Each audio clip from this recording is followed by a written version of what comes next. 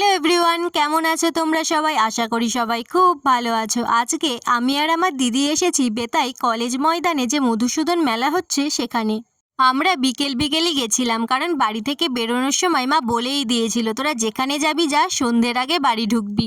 আর এদিকে মার কথা শুনতে গিয়ে আমরা মেলায় এসে দেখি তখনও মেলার অর্ধেক দোকান খোলেইনি। আর এই দেখো, মেলায় ঢুকতে না ঢুকতে আমরা চলে এসেছি মেয়েদের সব থেকে বেশি দুর্বলতার জায়গায়। এই সফট টয়গুলো দেখার পর আমি যে নিজেকে কিভাবে সামলেছি সেটা একমাত্র আমিই জানি। মেলার অর্ধেক দোকান খোলেনি এটা তো ঠিক, কিন্তু যেগুলো দেখলে আমাদের নিতে ইচ্ছে করবে সেগুলো ঠিকই খুলেছে। তারপর মেলায় ঘুরতে ঘুরতে হঠাৎই আমাদের চোখ যায় এই ফুলের দোকানে। বাড়িতে একটা ফুলদানি ফাঁকা পড়েই ছিল, তাই ভাবলাম এখান থেকে কিছু নেওয়া যেতেই পারে। এখন তো আমরা দুজনের মধ্যে কেউই বুঝতে পারছি না কোনটা ভালো লাগছে, তো তোমরা একটু কমেন্ট করে জানিও তো যে কোন ফুলটা বেশি ভালো লাগছে।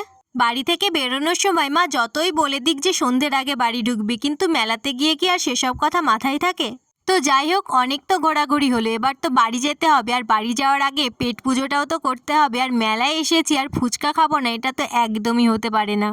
মেলার ভেতরে তো ফুচকা খেলাম, কিন্তু ফুচকাটার অত টেস্ট ছিল না, তাই আমরা কলেজ ময়দান থেকে বেরিয়ে কলেজের সামনে প্রতিদিন একটা ফুচকাওয়ালা কাকু বসে, ওনার কাছে চলে যাই। ওনার ফুচকা একদম খেতে দুর্দান্ত হয়। তো তোমরা যারা বেতাই কলেজের স্টুডেন্ট, আশা করি তোমরা এই কাকুটাকে সবাই চেনো। তো এখন আমরা বাড়ি যাই, আর তোমাদের সাথে দেখা হচ্ছে নেক্সট ভিডিওতে। আর হ্যাঁ, তোমরা যারা এখনো মধুসূদন মেলায় যাওনি তারা একবার গিয়ে ঘুরে এসো।